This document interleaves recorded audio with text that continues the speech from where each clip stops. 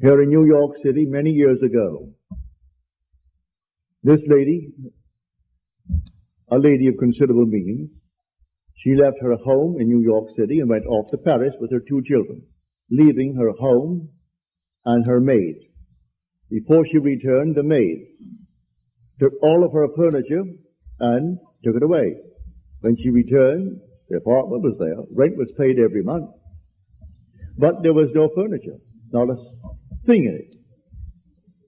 She employed a private agency, told the police department, told all the authorities in New York City, and plus her private agency.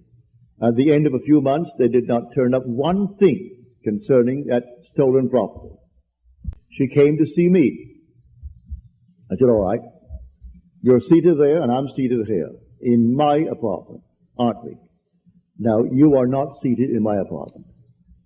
You are seated right now. Close your eyes. You're seated in your own apartment. And you had a grand piano? She said, no, I had a piano, but it wasn't a concert grand. It was grand, but not a concert grand. And on it, I had my pictures of my 2 children. And I had pictures of the wall. She told me what they were. And the furniture, I said, all right, refurnish that place as you left it. You have a memory. She did. Now, when I stopped talking, it's because you have refurnished that place to me. Now you're going to go in, and you aren't going to see your apartment from my apartment. You're in your apartment. And you can feel your chair, and get off your chair and feel the piano, and see the children, the pictures of the children, and that's what you're going to do. She agreed she would do it. And then, we simply broke the spell. What did it take? 2 minutes? 3 minutes? That week, she went to her bank on Madison Avenue. As she was coming out of the bank, she had a past history of a little mental state where she was put away for a while because she needed psychiatric treatment. And the bars on this window reminded her of her past history and therefore addled her for a while. So she came onto Madison Avenue and turned south instead of turning north where she should have. When she discovered her mistake, she was at the end of the block. When she got there and discovered her mistake, she looked down, and 2 very familiar ankles were standing right before her. She came up to the face, that's her maid. And the maid spotted it and started to scream. She went over to the maid and grabbed her before the light changed and hailed the oncoming taxi and said, you're taking me right now.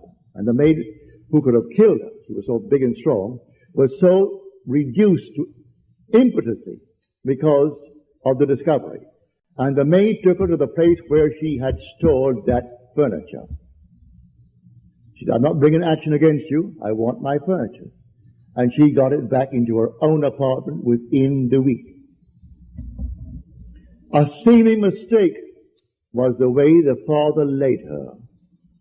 All I ask is to go to the end. If I go to the end and give thanks to the end and for the end, it's done. Now let the one in the depths of my own being devise the best means to take me to that end. The end is where I start. The end is my beginning. And that is a story that I know from personal experience.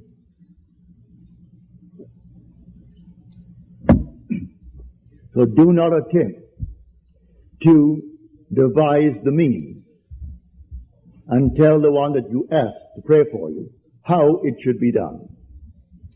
He will lose all interest and turn his back and say, go elsewhere.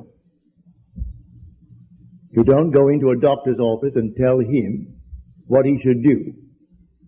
If you go to him because you trust him, well then you either got to trust him and continue, or you're going to leave him. Well, if you go to someone that you really believe who knows how to pray, don't tell him how to do it and what means should be employed in order to do it.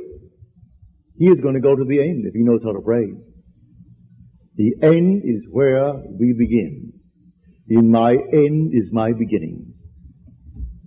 And we're always ahead of our evidence. So I go to the end. I see the whole thing done and then drop it. And let it happen in my world.